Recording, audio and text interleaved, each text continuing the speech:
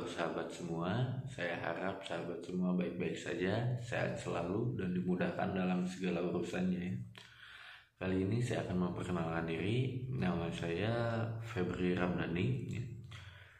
Saya bertempat tinggal di kota Bandung dan saya berprofesi sebagai broker independen properti ya, seperti itu. Saya kali ini akan sedikit membagikan pengalaman saya, cerita hidup saya dari mulai saya terjun di dunia properti pada tahun 2015. Itu bisa dibilang saya belum tahu apa-apa sama sekali tentang seluk-beluk properti itu bagaimana, saya belum tahu. Bahkan bisa dibilang NJOP, PBB sertifikat milik pun saya tidak tahu seperti apa dan apa artinya begitu. Tapi ketika itu saya sempat mendengar selentingan bahwa memang bisnis di properti itu sangat menguntungkan, sangat menggiurkan.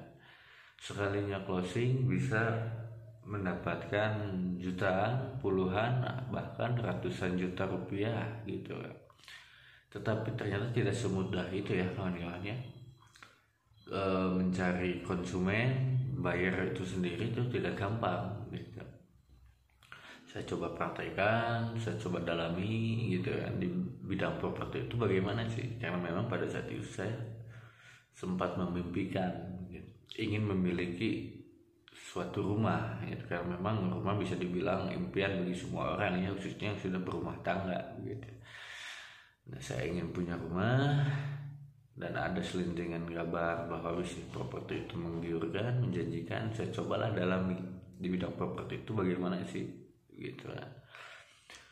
Nah, karena memang sudah canggih ya di zaman sekarang ini, apa hal yang saya tidak tahu saya searching di Google, saya searching di YouTube begitu kan. Sedikitnya ilmu saya dapat, saya coba praktikkan pada saat itu. Setiap kali saya jalan keluar, selalu saya lihat ada pelang rumah ini dijual, tanah ini dijual, walaupun di situ tertera tanpa pelantara ya. Tapi apa salahnya kita coba begitu kan. Nah, saya simpan nomornya. Setelah sampai rumah saya hubungi beliau gitu kan. Selamat siang Pak. Apa benar Bapak dengan pemilik rumah yang berlokasikan di situ? Ya. Mohon maaf Pak, kalau boleh tahu dijual dengan harga berapa, dengan spesifikasinya bagaimana? Kalau boleh tolong kirimkan ke saya. Dan saya mohon izin Pak, apa bisa saya membantu jual, karena memang ada yang meminta tolong saya untuk mencarikan rumah di daerah tersebut ya, di kawasan tersebut ya. Dan akhirnya beliau pun membolehkan, mempersilahkan saya untuk membantu menjual. Padahal pada saat itu saya belum ada pembeli ya, belum ada konsumen pada saat itu. Tapi saya bertekad saya harus bisa, saya harus coba gitu ya. Selama belum saya coba, saya nggak akan tahu hasilnya bagaimana. Begitu prinsip saya.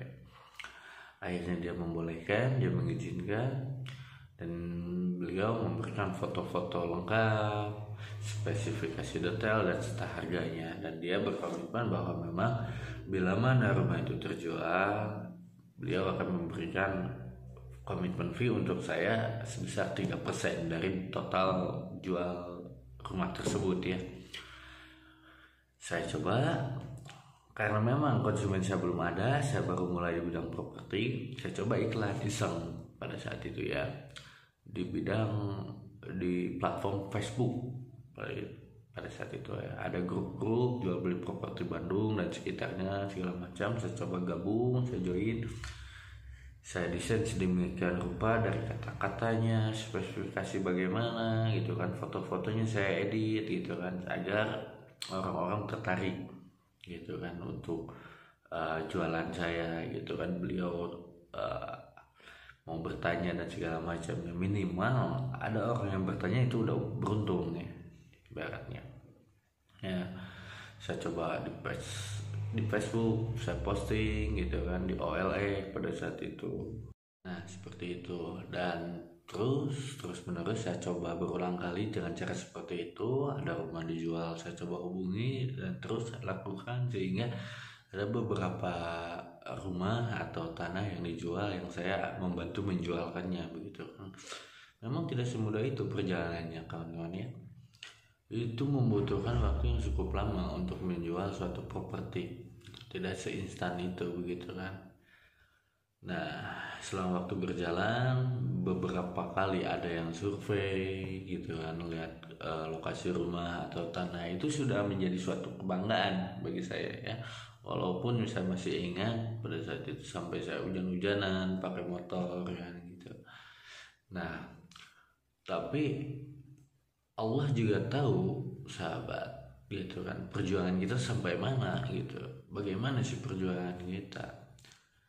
Walaupun kita pahit di awal, insya Allah pasti akan memberikan hal yang manis di akhir begitu kan. Itu saja keyakinan saya sih pada saat itu.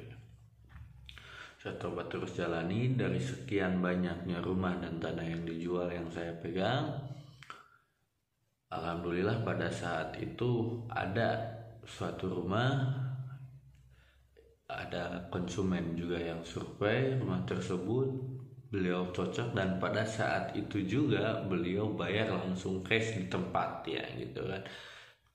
Kaget saya pada saat itu ya sahabat ya. Oh, alhamdulillah ternyata ini hasil dari buah kesabaran saya ya gitu kan. Karena memang di properti ini sendiri kita nggak ada modal ya untuk bensin, BOP dan segala macam, kita keluar sendiri gitu kan. Tidak ada yang modalin, tidak ada yang ngegaji juga gitu kan. Nah, alhamdulillah ternyata ada rezekinya gitu kan untuk anak istri saya dari hasil kesabaran saya.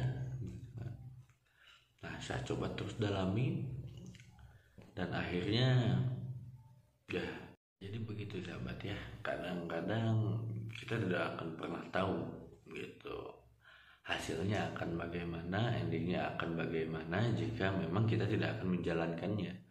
Kita tidak melakukannya, kita tidak akan pernah tahu hasil endingnya bagaimana.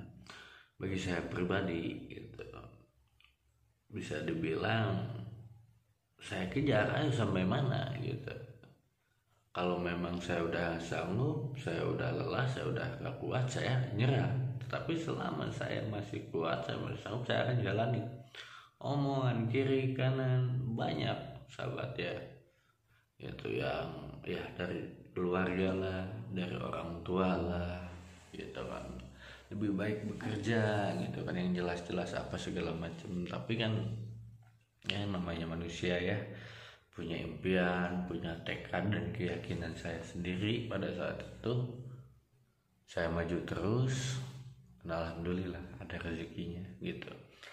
Nah, untuk sahabat semua, apapun impian kalian gitu kan, apapun tekad kalian, kejarlah selagi kalian masih mampu begitu kan. Untuk omongan kiri kanan yang baiknya bisa kalian terima, yang kurang baik, yang kurang masuk dengan keyakinan kalian bisa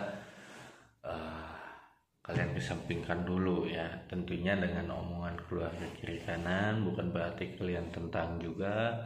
Kalian bisa beri sedikit demi sedikit masukan bagi mereka begitu. Insya Allah mereka juga pasti mengerti gitu maksud tujuan kalian, selagi tujuan itu sendiri masih dalam hal yang baik ya. Seperti itu sahabat semua. Mohon maaf bila ada salah kata, mohon dimaafkan ya. Sekian dan terima kasih, sampai jumpa. Assalamualaikum warahmatullahi wabarakatuh.